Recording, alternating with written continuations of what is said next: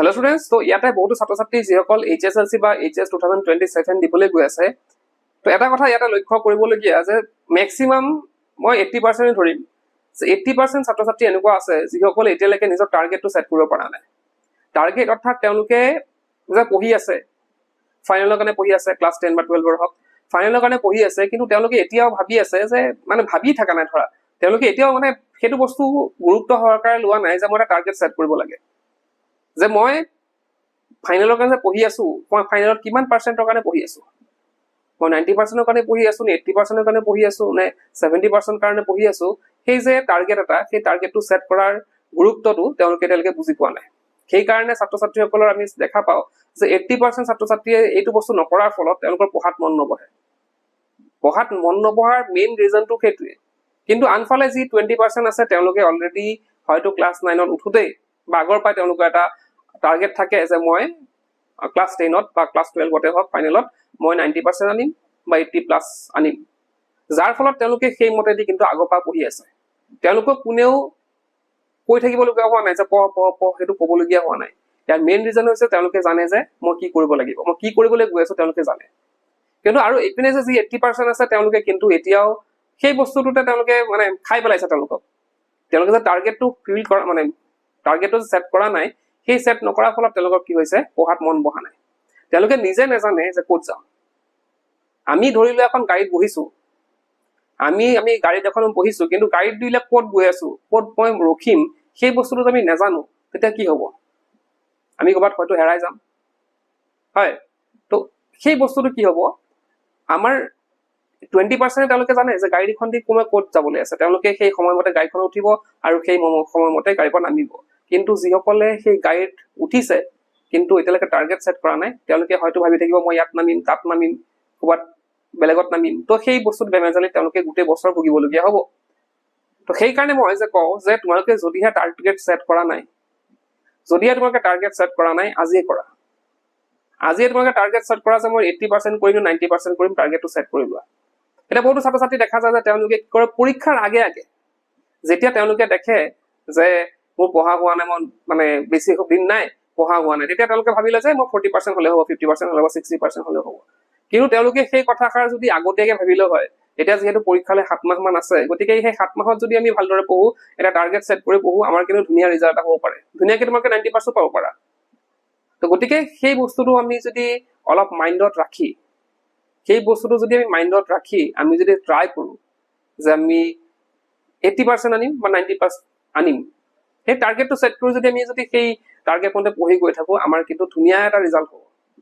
আৰু যদি আমি টাৰ্গেট ছেট নকৰি এনেই পঢ়ি আছো, আমাৰ পঢ়াত মন বহা নাই, মইতো ক'লোৱে অলৰেডি যে পঢ়াত মন নবহাৰ কাৰণ সেইটোৱে যে আমি একো টাৰ্গেট ছেট কৰা নাই। টাৰ্গেট যেতিয়া তোমালোকে ছেট কৰিবা, তেতিয়া তোমালোকৰ মাইণ্ডত এটা থাকিব,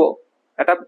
মানে সোমাই থাকিব যে এই টাৰ্গেটটো ধৰা 90% তোমালোকে টাৰ্গেট ছেট কৰিছা, যে 90% পাবলৈ মই পঢ়িব লাগিব, মোৰ যিহেতু টাৰ্গেট 90% আছে, গতিকে মই বহুত পঢ়িব লাগিব। সেইমতেদি তোমালোকে টাৰ্গেটটো হয়তো তোমালোকে ক'ৰবাত লিখি ল'ব পাৰা, নিজৰ পঢ়াৰ টেবুলৰ আগত লিখিব পাৰা যে মই 90% প্লাছ পাম, গতিকে মই টাৰ্গেটটো ইয়াত লিখি ৰাখিলো। বা ঘৰতো জনাব পাৰা তোমালোকে যে মই চবকে জনাব নালাগে, মা দেউতাক জনাব পাৰা যে মই এইবাৰ টাৰ্গেট মই 90% ৰাখিছো। তো সেই কথাটো কোৱাৰ লগে লগে কি হ'ব, তোমালোকৰ এটা মানে থাকিব, তোমালোকৰ মাইণ্ডত এটা থাকিব যে মই যিহেতু মা দেউতাক ক'লোৱে 90% আনিব লাগিব, গতিকে মই পঢ়িব লাগিব। সেই বস্তুটো আমাৰ ছাবকনচিয়াছ মাইণ্ডত যেতিয়া সোমাই যাব যে মোৰ এই 90% আনিব লাগে, 80% আনিব লাগে, সেই ছাবকনচিয়াছ মাইণ্ডে কি কৰিব, আমাক পঢ়িবলৈ বাধ্য কৰিব। আমি যেতিয়া আমাৰ বৰ্তমান সময়ত কি হৈ আছে জানানে, পঢ়িবলৈ বহাৰ পিছত তোমালোকৰ হয়তো উল্টা পুল্টা কিছুমান কথা মনত সোমাই থাকে, হয়নে? এইটো পাছত এইটো পিছত এইটো মানে মনত থাকি যায়। সেইটো বস্তু কি হয়, আমাৰ কি হয়, বস্তুবিলাক মাইণ্ডটো এটা জেগাত কেতিয়াও স্থিৰ নহয়। আৰু সেই ফলত কি হয়, আমি বিভিন্ন কথা ভাবিবলৈ ধৰো, পঢ়া সময়ত বহি পেলাই কিতাপখন আগত ৰাখি আমাৰ কিন্তু পঢ়া মন নবহে। কিন্তু আমি যদি টাৰ্গেটটো আমি সদায় মাইণ্ডত ৰাখো যে মোৰ 90% পাবলগীয়া আছে, 90+, আমি নিজকে ক'ব লাগিব কেতিয়াবা দিনটোত 2-3 বাৰ আমি নিজকে ক'ব লাগিব যে মই 90, মোৰ টাৰ্গেট 90%, 80%, সেই বস্তুটো ক'ব লাগিব। আৰু ছাবকনচিয়াছ মাইণ্ডে যেতিয়া সেই বস্তুটো কেটচ কৰি ল'ব, তেতিয়া চাবা তোমালোকে পঢ়িব বহাৰ পিছত কিবা এটা মনত পৰিলেও, ধৰা কিবা এটা মোৰ বেলেগ কথা এটা মই চিন্তা কৰি আছো, পটককে মনত পৰি যাব মোৰ 90% পাবলৈ আছে, এইবাৰ মোৰ 90% পাব লাগিব এইবাৰ। গতিকে সেই যে 90% পাব লাগিব যদি মই ভাবিলো, সেই কথাষাৰে মোক কি কৰিব, পঢ়িবলৈ বাধ্য কৰিব আৰু পঢ়াৰ মোৰ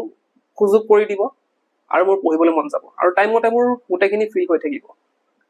তো অকল টাৰ্গেট ফিল কৰিলে, অকল টাৰ্গেট বুলি মই 90% পঢ়িম, 90% মই ধৰি ললো টাৰ্গেট, কিন্তু অকল টাৰ্গেট ধৰিলে নহ'ব। টাৰ্গেট মতে কামো কৰিব লাগিব বহুতো ছাত্ৰ ছাত্ৰী এনেকুৱা আছে তেওঁলোকে এতিয়া ধৰা 7 মাহ আছে আজি যদি ধৰ তোমালোকে ধৰি লোৱা 90% টাৰ্গেটটো 90% কিন্তু 1 মাহ 2 মাহ যোৱাৰ পিছত এতিয়া দেখিলা মোৰ পঢ়া হোৱা নাই মোৰ 90% নহব মোৰ 80% তেওঁলোকে কমাই গৈ থাকে পাৰ্চেন্টেজটো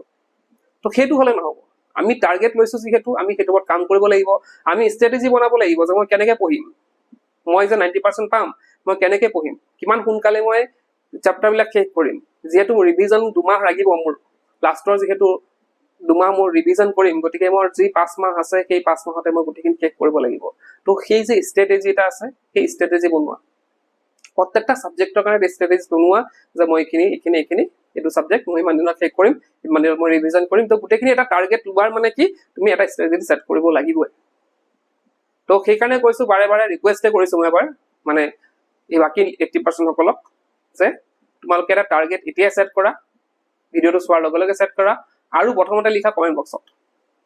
তো এইখিনি আছিল আজি ভিডিওত আৰু যিসকল ছাত্ৰ-ছাত্ৰী এইচএছ 2027 দিবলৈ গৈ আছে আৰু তেওঁলোকৰ নোটছৰ প্ৰবলেম আছে তো তেওঁলোকে আমাৰ পৰা বাই কৰিব পাৰে আমাৰ এপত নোটছ অলৰেডি আমাৰ এভেইলেবল আছে English alternative English Assamese political science education economics logic and philosophy এই বিষয়কেইটা আমাৰ তাত নোটছ এভেইলেবল আছে তোমালোকে ইচ্ছা কৰিলে বাই কৰিব পাৰা আৰু বাই কৰি তোমালোকৰ যি টাৰ্গেট আছে সেইটো ফিল আপ কৰিব পাৰা তো আজি ভিডিওত শেষ কৰোঁ কি পৰ্যায় কৰিলোঁ